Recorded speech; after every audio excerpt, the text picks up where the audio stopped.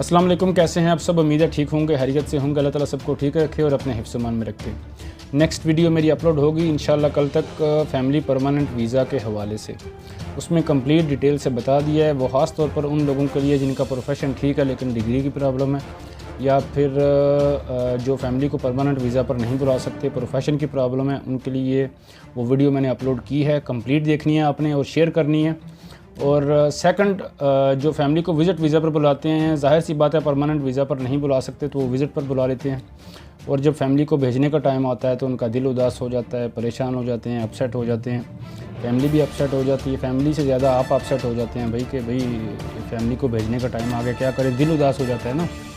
तो kindly video ज़रूर देखिएगा, उसमें आपकी रहनुमाई की गई है, आपको डिटेल से बताया गया है और बहुत ही आसान रास्ता बताया गया है कि कैसे फैमिली को बुलाना है। किसी भी प्रोफेशन पर कोई भी प्रॉब्लम हो, सबसे ईजी वे बताया है।